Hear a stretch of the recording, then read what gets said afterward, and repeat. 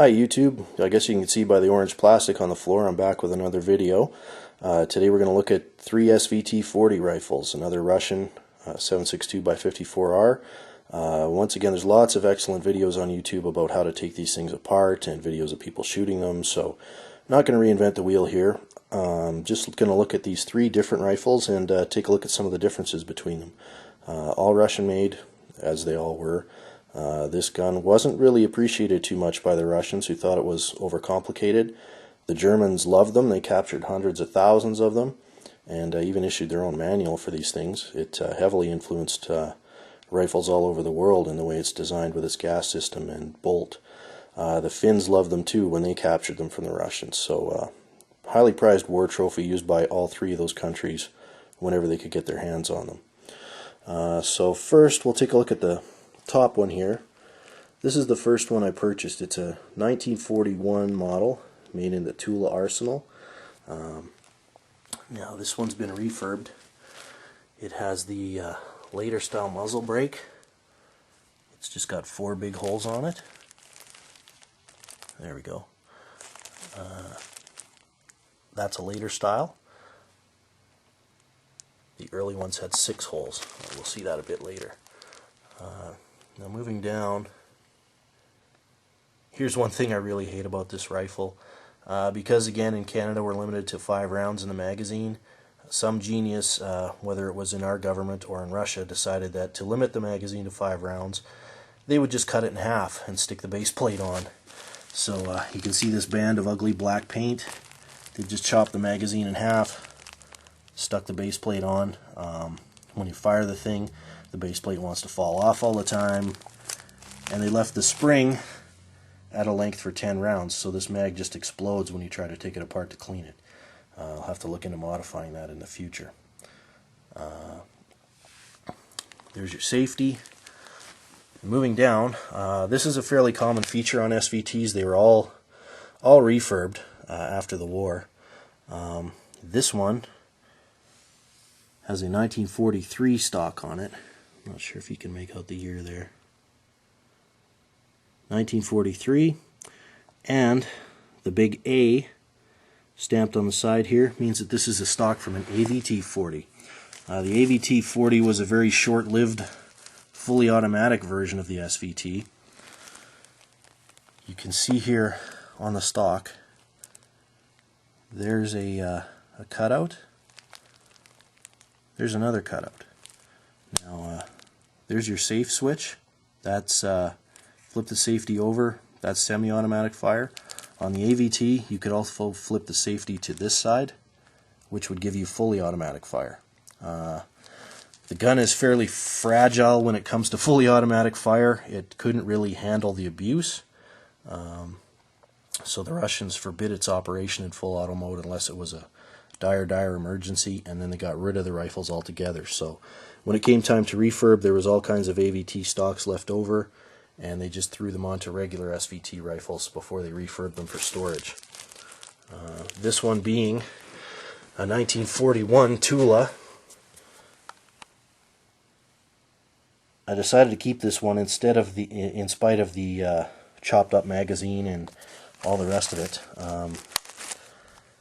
As you may know, in 1941, Moscow was under siege, and the Tula arsenal is very close to Moscow, and it was a prime target for the Nazis. They wanted to get the arsenal and the weapons manufacturing.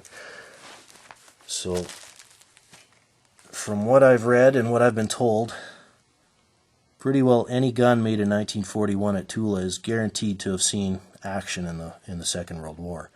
Either in the build-up to try and hold the Germans off, or coming straight out of the factory firing as tanks and stuff did at Stalingrad, for example.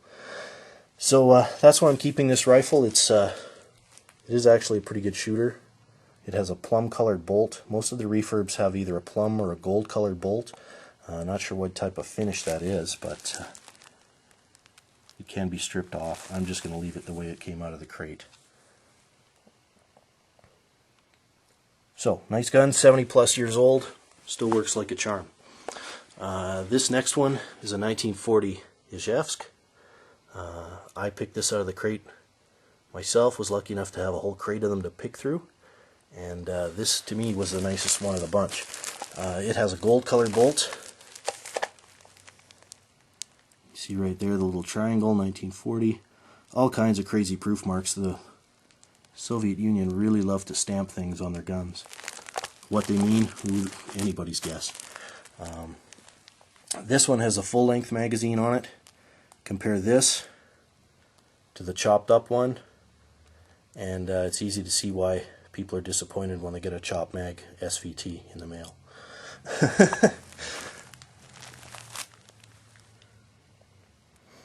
This one is just in great shape. It has all the original older pieces on it. That's an original 6-hole muzzle brake.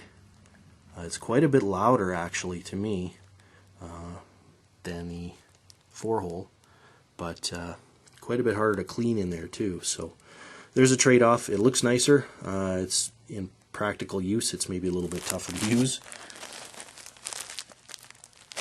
This rifle has a standard SVT stock on it.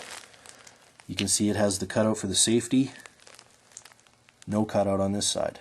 So this is your typical standard SVT stock. It's also a little bit thinner. You also notice that it's got a star on it there. This one is refurbed. Even though it's an SVT stock, it's a Tula SVT stock that they put on this when they rebuilt it. The standard SVT stocks are a little bit thinner. I'm not sure if the camera will pick it up, but this stock is thinner than the AVT stock on the other rifle, especially through the wrist right here. Notice on this one it is thicker and beefier. But this is your standard configuration early war SVT 40. This last one is also a 1940 Izhevsk. You can see lots of little proof stamps all over that too. This one has a plumb bolt like the top one. Lighter colored stock. It's more of a blonde than a reddish brown. It also came out of the same crate as the last one. Both the Izzies are from the same crate. This one has the 4-hole brake. I just came back from firing these two. Lots of fun. It has the full-length mag. The thing that's unique about this one, and the reason that I bought it, if you look at the stock here, that is a Mosin Nagant type mount for a sling. This is your standard SVT mount. It's just like an SKS or most other Russian rifles. That one has it too. This one has a slot. It used a special sling that unfortunately I didn't get with the rifle. This is referred to on a lot of websites as a Navy stock. According to research, this is what the Soviet Marines would have used, and they chose their own configuration for the sling mount.